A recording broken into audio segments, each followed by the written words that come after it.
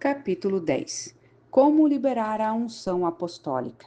Eu gosto muito de ler o livro de Atos, porque este livro é o jornal que reporta a primeira vez que o Senhor derramou poderosamente o seu Espírito sobre toda a carne, liberando o ministério apostólico sobre a terra. A igreja em nossos dias ainda vive sob o impacto deste primeiro mover do Espírito, e agora o Senhor está prestes a realizar um novo derramamento glorioso de sua unção. Acredito piamente que nós nascemos para este tempo. Estamos vivendo nos últimos dias e os propósitos finais de Deus para o homem estão para terminar. Portanto, precisamos estar nos preparando urgentemente para que tudo aquilo que está por vir. A glória de Deus em nós pode ser comparada ao precioso ouro em pó contido em talhas de pedras. Estas talhas precisam ser quebradas para que tal preciosidade divina seja facilmente liberada em santidade e glória para o exterior destes recipientes e tocar o mundo. O que mais poderia, além deste quebrantar de nossas vidas, fazer com que o fogo do Espírito em nosso viver queime toda a podridão ao nosso redor, deixando somente a pureza do ouro? Que poderia quebrar tais corações petrificados para que o Espírito de Deus em nós possa fluir livremente de nossas vidas para este mundo pobre e aflito? O Senhor quer nos levar ao quebrantamento, para que possamos, como sua igreja, transformar grandes quantidades de ouro bruto em preciosíssimas barras de ouro em forma de ardor apostólico para um apostolado efetivo. Padrão do Novo Testamento para a liberação da unção apostólica é encontrado no livro de Atos. Na igreja da Antioquia, havia alguns profetas e mestres, a saber, Barnabé e Simeão, chamado Níger, Lúcio de Cirene, Manaém, que fora criado com Herodes, o tetrarca e Saulo. Servindo eles ao Senhor e jejuando, disse-lhes o Espírito Santo: Apartai-me a Barnabé e a Saulo para a obra a que os tenho chamado. Então, depois de jejuarem e orarem, puseram sobre eles as mãos e os despediram. Assim estes, enviados pelo Espírito Santo, desceram a Seleucia e dali navegaram para Chipre. Atos 13, do 1 ao 4. Qual era o contexto no qual o ministério apostólico foi liberado no primeiro século? Pelo registro sagrado está claro que isto aconteceu em um contexto de fervoroso momento de oração e jejum da igreja. É justamente nesta atmosfera que o Espírito Santo fala de maneira bem clara e definida. Este mover apostólico do primeiro século aconteceu simplesmente em obediência a uma direção específica do Espírito Santo para os líderes da igreja em Antioquia. E assim, depois de jejuarem e orarem, puseram sobre eles as mãos e os despediram. O que isso significa em nossos dias? O nosso Deus e os dons que ele nos concede são sobrenaturais. Por séculos, a igreja tem caminhado desajeitadamente e usado apenas metade da velocidade, pois usa apenas 3 dos 5 ministérios originalmente designados por Deus para equipar os santos. Os ministérios apostólico e profético foram, em geral, rejeitados ou tidos como funcionais somente nos tempos dos primeiros apóstolos. Enquanto isto, os ministérios de evangelismo, pastor e mestre, de alguma maneira escaparam do sepultamento, acontecido com os 2 primeiros. Ora, resultado de tal mutilação é previsível. É sem dúvida desnecessário tentar prever o que aconteceria se alguém que possui um veículo de 6 cilindros decidisse que seu carro teria melhor performance em sua velocidade se 2 ou 3 deles fossem desligados. Para piorar ainda mais as coisas, quase todos os 9 dons listados pelo apóstolo Paulo em 1 Coríntios, capítulo 12, foram também tidos como dispensáveis e considerados como já cessados as suas funções, assim como os apóstolos e os profetas o foram. Apesar da irrelevante sabedoria humana dizer o contrário, Deus nunca cometeu nenhum erro ou desconsiderou nada de sua eterna palavra. O que ele disse na carta aos Efésios, capítulo 4, em 1 Coríntios, capítulo 12 e em Romanos, capítulo 12, foi por uma razão específica. Deus em si mesmo é sobrenatural. Não importa quão desconfortável homens e mulheres se sintam, Deus e a sua palavra serão sempre imutáveis. Documentos históricos comprovam que virtualmente todos os reavivamentos ou despertamentos acontecidos no mundo foram liderados por líderes ungidos, cujos ministérios foram acompanhados por sinais e maravilhas sobrenaturais, assim como de uma extensiva percepção e funcionamento dos dons do Espírito. O grande reavivamento tão esperado em nossos dias não acontecerá de maneira diferente. Precisamos urgente da autoridade apostólica e das habilidades de liderança designadas por Deus durante esta grande colheita que está para acontecer nesses últimos dias. Por esta razão, Deus está conclamando a sua igreja neste tempo do fim para estar vivendo e funcionando na plenitude dos 5 ministérios de governo estabelecidos em Éfeso, capítulo 4. Queridos, precisamos estar correndo a carreira que nos foi proposta pelo Senhor, com todos os cilindros, se almejamos que a glória de Deus verdadeira cubra toda a terra. Não podemos mais estar satisfeitos em simplesmente caminharmos mancando sem o fundamento apostólico ou sem a percepção ou visão do ministério profético na igreja.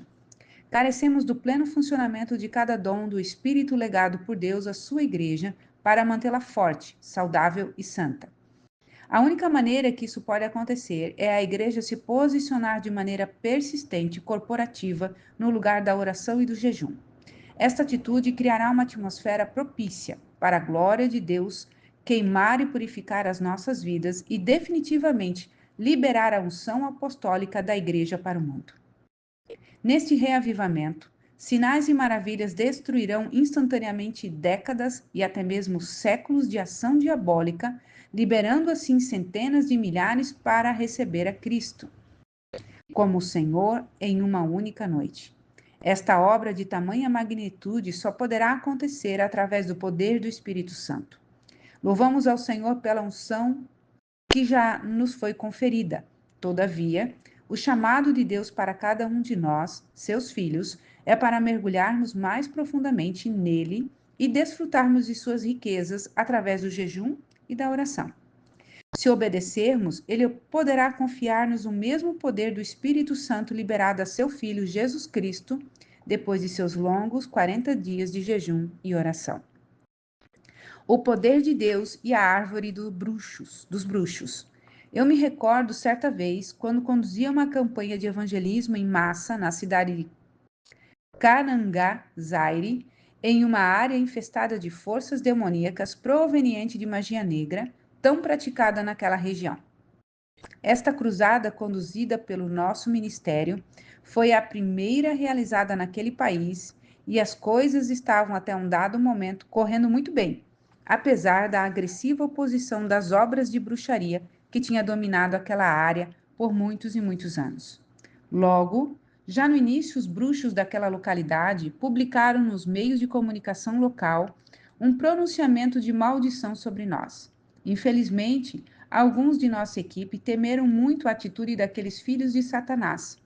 Comunicaram-me pelo pessoal daquele lugar sombrio que aqueles feiticeiros tinham poder para simplesmente dizerem a alguém: você morrerá em 7 dias.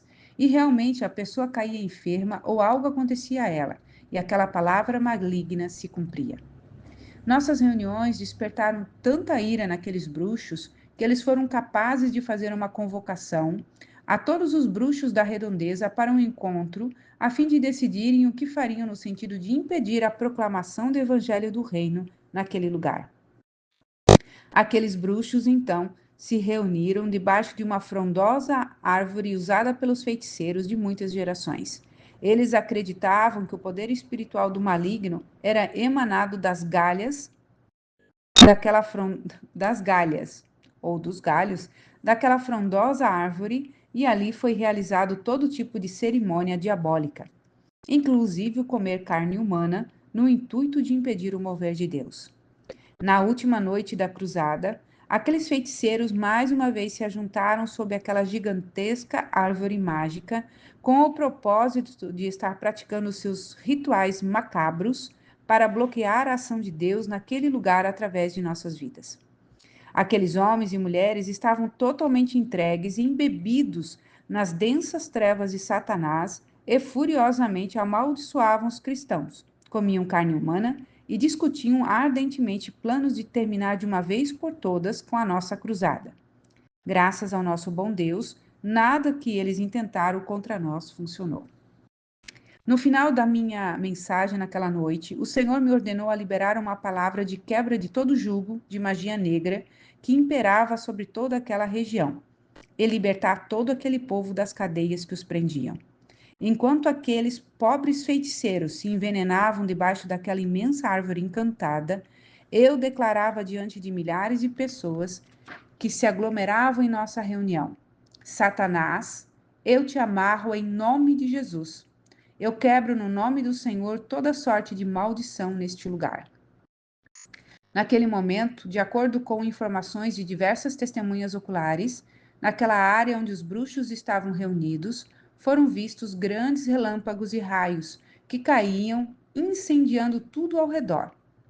E aquele fogo expandiu em um raio de cerca de 10 a 12 quilômetros. Aquele fogo consumidor deixou aquela grande árvore fumegante. O tronco não se dividiu como normalmente acontece quando atingido por um raio, mas o fogo começou do topo para baixo, queimando o tronco durante 3 dias completos, até a sua destruição ser totalmente consumada. Ainda existe lá naquela cidade, naquela localidade, os sinais daquele incêndio como uma advertência muda do poder do nome de Jesus que está acima de todo principado e potestade. Posteriormente, ficamos sabendo mais detalhes sobre este episódio da árvore incendiada, da própria boca de alguns daqueles homens que se reuniram ao redor dela. Eles relataram que quando aquele incêndio sobrenatural começou, alguns dos bruxos ficaram cegos, outros foram queimados e alguns outros tiveram uma experiência de arrependimento quando depararam com o poder infinito de Deus. Muitas daquelas pessoas nos procuraram nos relatando esta mesma história e nos indagando o que deveriam fazer para serem salvos. Quando tive a oportunidade de visitar as cinzas daquela que outrora fora uma grande árvore, aqueles restos, lembrei-me do confronto do profeta Elias com os profetas de Baal em 1 Reis, capítulo 18. O meu espírito regozijou dentro de mim, e eu clamei em alta voz como Eliseu quando o manto da unção caiu perto dele. Onde está agora o Deus de Elias? 2 Reis 2,14. Eliseu se encontrava sedento. Ele estava faminto para ver a manifestação do poder do Deus vivo passar para a sua geração no momento em que Elias foi levado ao céu. Esta transição de poder está registrada em 2 Reis, e foi uma sombra da unção conferida aos apóstolos por Jesus, descrito em Mateus 28, do 18 ao 20. Chegando-se Jesus, falou-lhes, dizendo: É-me dado todo o poder no céu e na terra. Portanto, ide e fazei discípulos de todos os povos, batizando-os em nome do Pai, e do Filho e do Espírito Santo, ensinando-os a guardar todas as coisas que eu vos tenho mandado. E certamente estou convosco todos os dias até a consumação dos séculos. Mateus 28, do 18 ao 20. Por séculos, a igreja tem vivido ou com seus olhos fixos no céu, com as malas prontas esperando Jesus voltar, ou esperando que Jesus faça do céu o que ele tão veemente comissionou-nos a realizar aqui na terra, através de seu Espírito que habita em nós. A dimensão da obra de Deus em nossos dias nos demanda uma posição que nos arrancará da paralisia espiritual e nos levará a tomar o manto da unção e poder a nós conferidos por Jesus e começar a obedecer os seus mandamentos. Ele nos tem chamado para jejuar, orar e obedecer. O Senhor nos tem convocado para a prática do jejum e da oração e para obedecer a sua palavra. Uma vez subjugando o nosso viver nesta prática, Ele poderá liberar a unção apostólica em nossas vidas, em nossas igrejas e em nossos ministérios neste mundo. Possuindo a unção do alto, nosso ministério não será baseado em meros discursos mornos ou apáticos. Não será tomado por nenhum temor, dúvida ou descrença. Pelo contrário, será profético, apostólico e capacitado a manusear a espada de 2 gumes, afiada, que nos é concedida somente pelo Espírito Santo de Deus. Seremos confrontados e talvez nem nos daremos conta disso, assim como aconteceu comigo nesta experiência quando fui conduzido a orar simplesmente e liberar um comando através do qual Deus literalmente destruiu o arsenal de Satanás naquela cidade no Zaire. Ora, ora, tudo o que o Senhor deseja de nós é que estejamos disponíveis em Suas mãos e tenhamos pleno entendimento que Ele está conduzindo a sua igreja para o deserto nesses dias. O seu desejo é que aprendamos a importante lição de orar e jejuar de maneira efetiva, para que possamos fazer diferença em nosso viver no poder do Espírito em nossa geração. Como alguém disse, a oração é a cápsula que contém todos os dons de Deus concedidos a nós. E com todo o respeito à palavra do Senhor, então podemos inferir que o jejum é a mola propulsora que levanta as nossas orações muito acima dos limites da terra e céus. O jejum fornece ao nosso espírito o vigor necessário que nos catapulta para um viver além da gravidade da carne. Você pode estar certo de que Satanás teme essa santa combinação como ninguém mais neste mundo.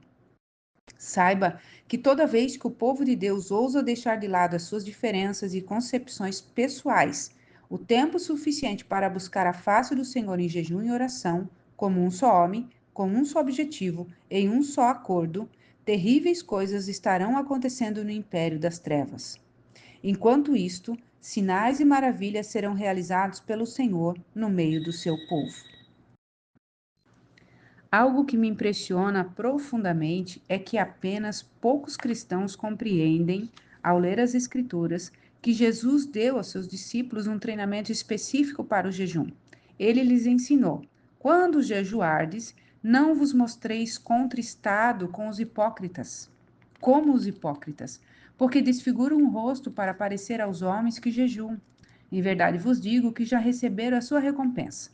Tu, porém, quando jejuares, unge a cabeça e lava o rosto, para não pareceres aos homens que jejuás, mas a teu pai que está em secreto, e teu pai que vem em secreto te recompensará. Mateus 6, 16 ao 18. Nesta passagem, o Senhor Jesus focou os motivos corretos do jejum e, através de seu discurso, ele simplesmente disse: quando jejuardes. Mais uma vez, observe que Jesus não disse se você decidir jejuar ou se você sentir de jejuar um dia. Não, ele falou do jejum com a mesma finalidade e objetivo quando falou da oração. Ele disse: quando orardes, e não se você orar. Por quê? Porque Jesus esperava que seus discípulos tivessem o mesmo entusiasmo tanto na oração quanto no jejum. A abundância de chuva está chegando. A prática do jejum nos move do domínio natural deste mundo para o viver e governo sobrenatural do reino de Deus. Este é o único lugar onde você pode obter revelação, autoridade e poder do Espírito Santo. Eu vejo a igreja envenenada com o brilho do século XX e virtualmente na mesma posição que o profeta Elias esteve quando orou por chuva no Monte Carmelo, depois de ter profetizado ao perverso rei Acabe que a chuva estava chegando depois de 3 anos de total aridez e sequidão. A princípio, não existia nenhuma nuvem no céu, mas ele perseverou em oração. Depois de um longo período de total aridez e sequidão na igreja, nós também, no nome do Senhor, profetizamos que as chuvas estão vindo. E como Elias, nos encontramos em um lugar elevado, clamando com nossas faces entre nossos joelhos. Este, na verdade, é o melhor lugar onde podemos estar. Veja a história de Elias, lá em 1 Reis 18, do 41 ao 45. Estamos vivendo hoje o final da aridez em nossa terra. A igreja está começando a ouvir o som da abundância de chuva. Já temos ouvido as primeiras gotas de chuva da glória do Senhor cair em alguns lugares como Argentina, Brasil, Toronto, Pensacola e Flórida. E estas gotas são apenas o início. A evidência é muito clara. Milhões têm se prostrado com suas faces entre seus joelhos em fervorosa intercessão e jejum.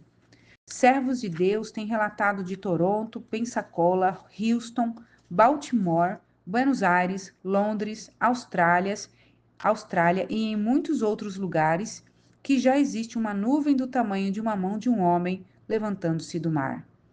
Embora a princípio não se via nada, em meados ao ano de 1990, tivemos o primeiro vislumbre de uma pequena nuvem do tamanho da mão de um homem que se levantava do mar. Aquela visão foi tudo o que precisávamos para nos motivarmos no Senhor, porque somos um povo sedento do poder de Deus. Agora estamos ousadamente profetizando para esta geração. Preparem-se para um grande derramar que elevará os seus pés de onde eles estão firmados e transformará a fisionomia da terra. O rio de Deus está nos invadindo com toda a força de suas correntezas. Prepare-se para ver a terra coberta com a glória de Deus. Acredito que, infelizmente, temos realizado muitas coisas segundo a capacidade do próprio homem. Portanto, precisamos tirar as nossas mãos fora do mover poderoso de Deus. Este será o seu reavivamento e sua grande colheita. Desta vez, não terá lugar para a carne ou para a glória de homens. O vento do Espírito está começando a soprar. O céu já está escurecendo e pesada chuva está chegando. Este é o grande poder de Deus que está vindo sobre esta geração. Precisamos ser perseverantes em oração. Nós já estamos vendo manifestações da glória de Deus em um grau que nunca vimos antes. Este é, sem dúvida, um novo mover da glória de Deus, que será mais glorioso que o derramamento de Pentecostes no início da igreja, ou a chuva serôdia que caiu sobre a igreja na década de 40. Será maior que o avivamento que varreu a América do Norte em meados dos anos 60. O que o Senhor tem preparado para esses últimos dias não pode ser comparado com nada provado pelo seu povo em toda a história da igreja. Você e eu somos mordomos de toda a riqueza que o Senhor dispensará nesta geração. Porém, para que o Senhor realize o seu propósito, precisamos estar enganjados no desafio da oração. Se assim o fizermos, estaremos brevemente imergidos na unção gloriosa que nos levará às profundidades do Senhor. Pelo jejum e pela oração corporativa, podemos ser mais que vencedores sobre qualquer situação, obstrução e até mesmo montanha que se posicione no caminho da jornada que o Senhor nos tem proposto. Ora, precisamos estar convictos que a vitória no Senhor só poderá ser encontrada quando estivermos vivendo no domínio do Espírito. E esta é a razão pela qual Satanás não perde uma oportunidade para nos desviar do viver adequado da oração e do jejum. Acredito que Deus almeja que a igreja entre para esta vida de jejum e de oração agora, porque Ele sabe que isto é necessário se vamos entrar na plenitude do nosso manto apostólico, nosso ministério apostólico e unção apostólica para milagres, sinais e maravilhas. Agora uma pergunta: estamos nós dispostos a pagarmos o preço do jejum e da oração? Você está preparado para pagar o preço de trazer liberdade aos cativos? O reavivamento e a colheita global nunca acontecerão a menos que estejamos pessoalmente envolvidos com o propósito eterno de Deus através da obediência à oração e ao jejum. O terreno dos corações dos homens precisam ser preparados para receber a semente salvadora da palavra de Jesus. Isto apenas pode ser realizado previamente através da prática do amor e de joelhos, diante do Pai das Luzes. À medida que entramos em combate e de joelhos, Deus, por sua vez, libera o seu poder para a libertação dos cativos de Satanás.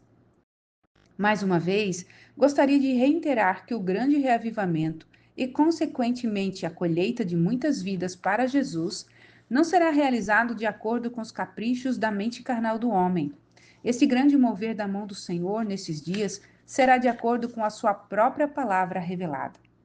Paulo falou categoricamente aos coríntios: a minha palavra e a minha pregação não consistiram em palavras persuasivas de sabedoria humana, mas em demonstração do Espírito e de poder, para que a vossa fé não se apoiasse na sabedoria dos homens, mas no poder de Deus. 1 Coríntios 2, 4 e 5. Quando temos uma vida produtiva de jejum e oração, o Senhor nos dá a sua graça para que, no abrir da nossa boca, o mistério do reino seja conhecido diante dos indultos. Ele nos dará sabedoria para estarmos diante de governadores, prefeitos, líderes de comunidade e toda sorte de pessoas para que a nossa pregação seja feita em tempo e fora de tempo. Este é o poder de Deus. Em 1995, eu e minha esposa Bonnie alugamos um avião monomotor e voamos para o interior da África, para uma cidade chamada Kiket, no Zaire. Este era um local cheio de mistérios e cenário da mortal epidemia chamada ebola hemorrágica. Logo na primeira noite, pregamos para uma multidão de cerca de 40.000 pessoas, sendo que a grande maioria nunca havia ouvido o evangelho de poder. Logo que o poder de Deus caiu sobre aquele lugar, uma criança aleijada de 10 anos de idade, que vivia imobilizada por toda a sua vida, começou a andar instantaneamente.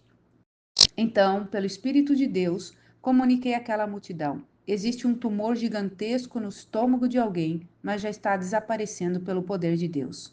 O procurador-geral da província de Bandundu, incluía Kikete, se encontrava no meio daquela multidão e havia sido diagnosticado um imenso câncer em sua área intestinal. Imediatamente, aquele homem subiu para onde nos encontrávamos e disse em voz alta para todos ouvirem: Eu sou esta pessoa. E continuou: Eu quero servir o Senhor Jesus para todo sempre. Este é o poder de Deus e este é o modo que o Senhor deseja usar pessoas simples como nós para confrontar o inimigo e trazer os perdidos para Jesus. Deus deseja nos conceder sinais, maravilhas e milagres hoje, com o propósito de confirmar a proclamação das boas novas e glorificar o seu grande nome. Quando a resposta ao seu comando de ide é positiva, os seus sinais e maravilhas certamente nos seguem, porque estamos agindo dentro do campo da fé. Porém, para que isto comece a acontecer em nosso viver, precisamos estar genuinamente comprometidos em tocar e abençoar os necessitados ao nosso redor, como Jesus o fez. Os milagres a nós concedidos não são simplesmente para serem considerados como atrativos para as pessoas ou como motivo para nos orgulharmos. Definitivamente não. Estes são poderosos sinais de seu poder e seu amor para com o homem, e cabe a nós tão somente sermos fiéis mordomos de tanta riqueza e glória. Me recordo certa vez quando estivemos conduzindo uma campanha no meio da selva africana, onde milhares de pessoas se reuniam. Aquele lugar era tão remoto que simplesmente não havia casas e nem sequer tendas para proteger o povo do sol ou da chuva. Aquilo foi realmente uma concentração ao ar livre. Incluídos entre aquelas milhares de pessoas que se reuniram ali para ouvir o evangelho, estavam centenas de crianças e bebezinhos, liberando um comando para as densas nuvens. Eu me preparava para pregar aquele povo quando uma grande concentração de nuvens escuras e sinistras se aglomeraram naquela área diretamente sobre as nossas cabeças. Elas não estavam dispersas uniformemente sobre o firmamento, mas bem concentradas sobre aquela área que nos encontrávamos, e tínhamos a impressão que elas tinham sido movidas para aquela posição por alguma força invisível. Sem sombra de dúvida, seria muito desastroso um temporal despencar exatamente naquele momento e nas circunstâncias em que nos encontrávamos. Simplesmente não existia lugar para nos escondermos e os relâmpagos e raios poderiam piorar mais ainda a situação. Talvez até com possíveis fatalidades. Eu clamava ao Senhor em meu coração sobre aquela terrível situação em que nos encontrávamos, quando de repente um dos líderes locais, a plenos pulmões, anunciou à multidão: E agora o pastor Mahesh Chavada fará uma oração ao Senhor e ordenará estas negras nuvens de temporal para se afastarem daqui. E dizendo estas palavras, olhou para mim.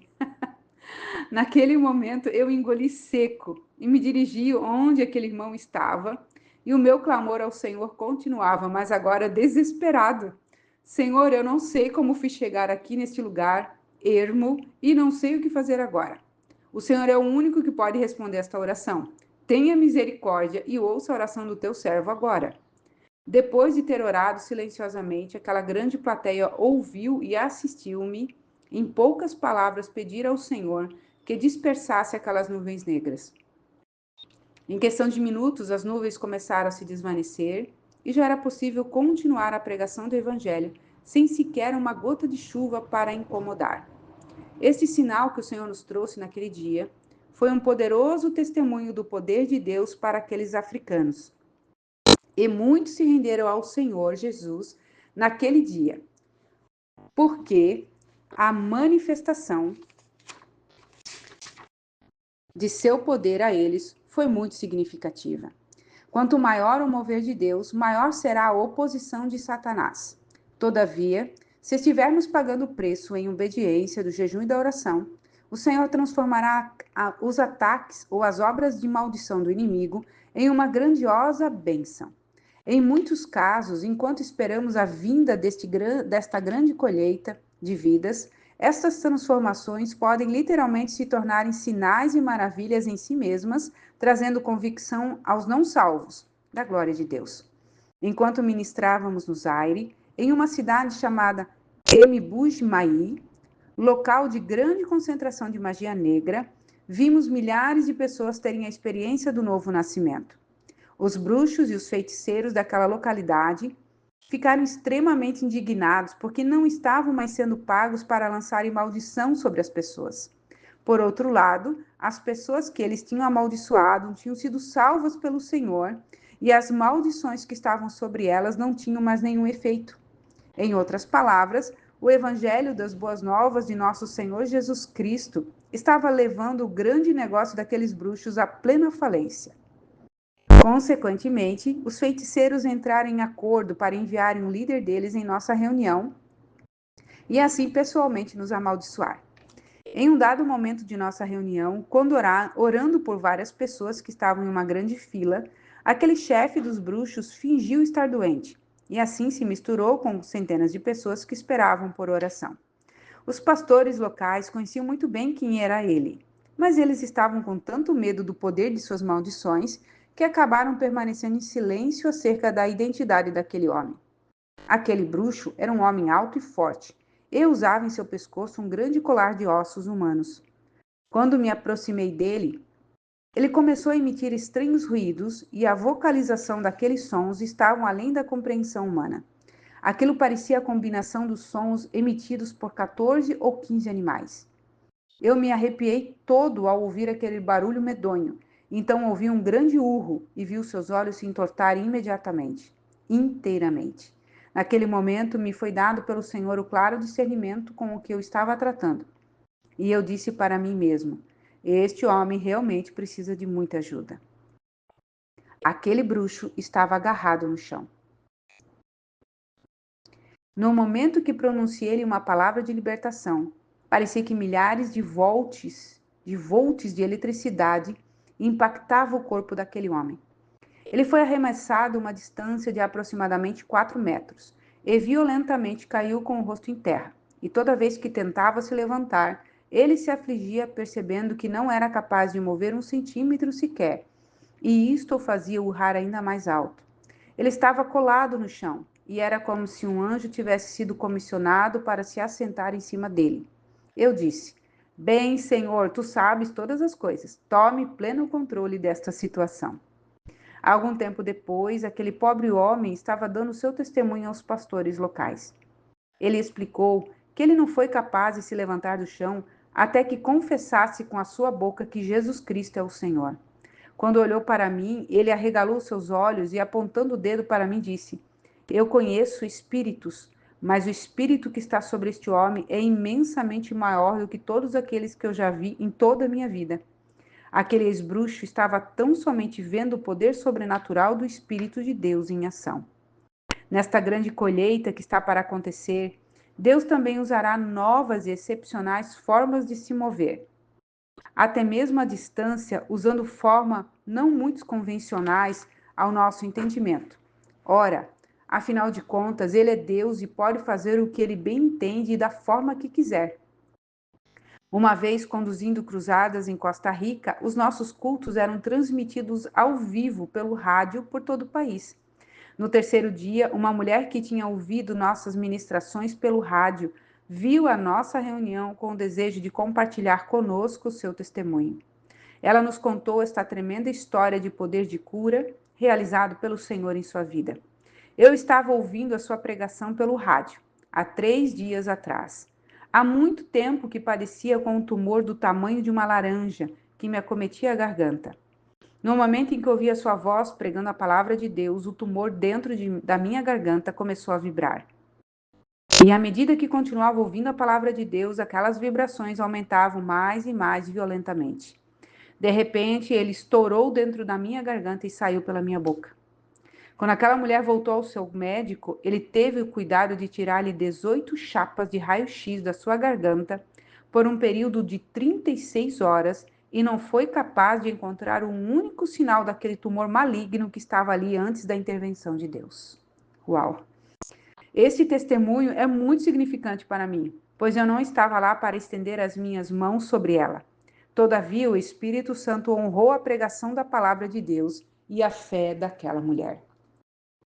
Muito frequentemente, Deus está trabalhando através de nós em um momento em que não estaremos sentindo exatamente nada, apenas para nos provar que Ele é o Senhor, que faz a obra, não eu e nem você.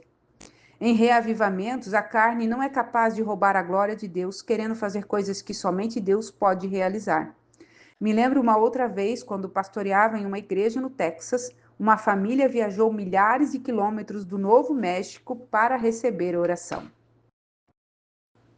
Sentimentos não têm nada a ver com fé. Esta família possuía 5 crianças pequenas, sendo que 2 delas ainda eram bebês. A necessidade delas era especialmente aguda porque o corpo da mãe delas estava quase todo consumido por um terrível câncer. Quando impus a minha mão sobre aquela mulher, eu não senti nenhuma unção. Naquele momento eu não tinha fé para a sua cura, porém esta foi a minha oração ao Senhor. Ó Senhor, olhe para estes pequeninos, tenha misericórdia desta família. Esta mulher, exatamente no dia seguinte, tinha exames marcados em um hospital numa cidade vizinha. Os testes revelaram que em seu corpo não havia nem sequer um traço de câncer. Todo o mal que lhe afetava a saúde havia desaparecido. O Senhor me deu graça para tocar-lhe o coração neste caso, clamando por sua imensa misericórdia, da mesma forma que aconteceu com o cego Bartimeu no Novo Testamento. O poder de Deus não tem nada a ver com aquilo que sentimos ou com as circunstâncias vigentes. Como soldados do Senhor, somos comissionados para instar a tempo e fora de tempo. Mais uma vez, repito, devido à magnitude da colheita que estará diante de nós, precisamos aprender como ministrar em seu descanso, ao invés de fazê-lo com nosso próprio esforço ou com os recursos pessoais. Uma característica interessante deste reavivamento que está por vir é a forma que Deus estará usando jovens e crianças na grande colheita.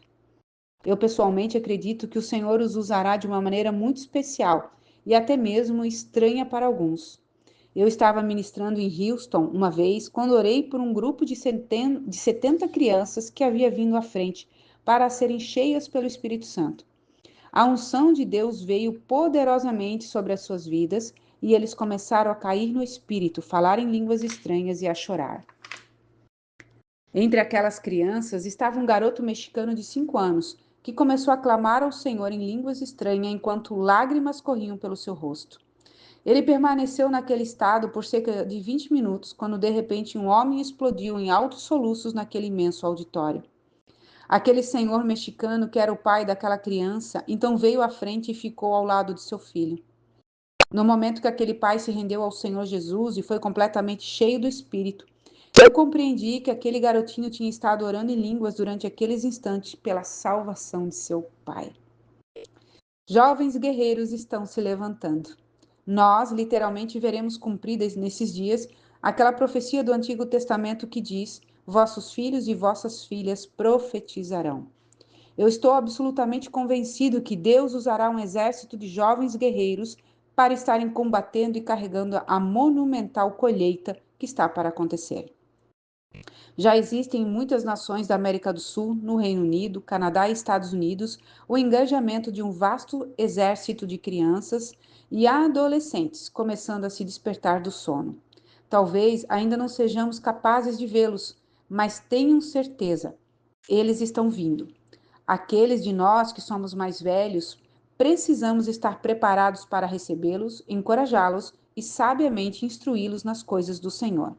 Acima de tudo, precisamos estar bem cônscios de não obstruí-los ou proibi-los de responder ao chamado do Senhor. Finalmente, este reavivamento e grande colheita não reconhecerá fronteiras, barreiras ou preferências. Deus, pelo seu poder, tocará os pobres, os rejeitados, os esquecidos e os humilhados deste mundo. Precisamos ter o mesmo coração de nosso Mestre, ou seremos deixados para trás, frustrados. Enquanto ministrava no Zaire, África, o Senhor me colocou em meio a uma miraculosa visitação de Deus em multidões de 200.000 pessoas por noite. Nós estávamos tão sobrecarregados devido ao imenso número de pessoas que vinham à frente toda noite para receberem oração, que decidimos designar um dia no qual não faríamos nada, mas somente imporíamos nossas mãos nos criticamente doentes ou naqueles que estavam à morte. Naquele dia específico para orações, fui para a arena esperando ver 1.000 pessoas recebendo oração, mas fiquei impressionado com a multidão de 25.000 pessoas que se aglomerava naquele lugar.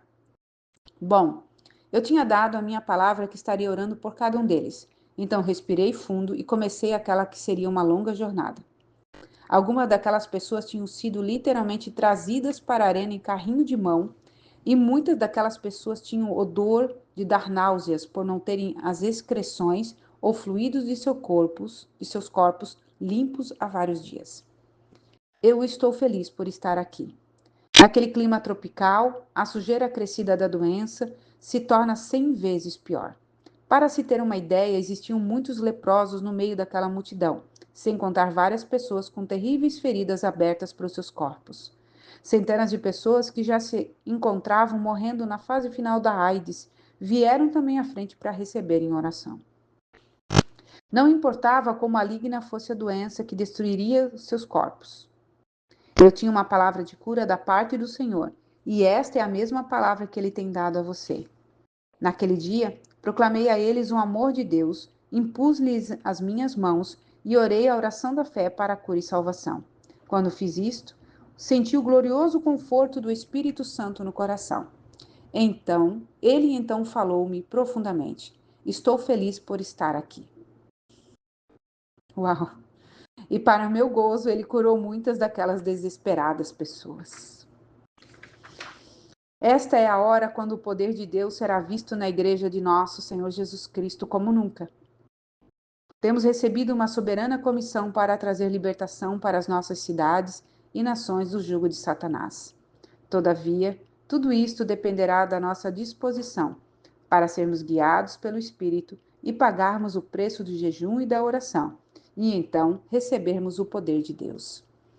Assim como a demanda para a invasão de um país é dramaticamente diferente do necessário para uma pequena localidade como uma cidade, assim também a demanda para um reavivamento e colheita a nível global será diferente para as mais diversas cidades e localidades do mundo. O seu chamado é para uma total mobilização de sua igreja. O seu desejo é ver o pleno funcionamento de seu corpo, é nos dar poderosos sinais e maravilhas, capazes de explodir em toda a fortaleza do inimigo e remover os obstáculos que ainda bloqueiam o caminho para as cidades e nações. Porém, antes de tudo isto, o povo de Deus precisa viver a prática do jejum e da oração. Então, assim, o Senhor liberará com abundância a unção apostólica através de um inundar de sua glória que trará uma grande colheita de vidas, nunca vista neste mundo. Você está preparado para este grande desafio? Você deseja mais dele em sua vida? Então já é tempo de descobrir o poder secreto do jejum e da oração. Aqui nós terminamos este poderoso livro, que ele sirva de alimento ao seu coração e te impulsione a se posicionar neste lugar de jejum e oração.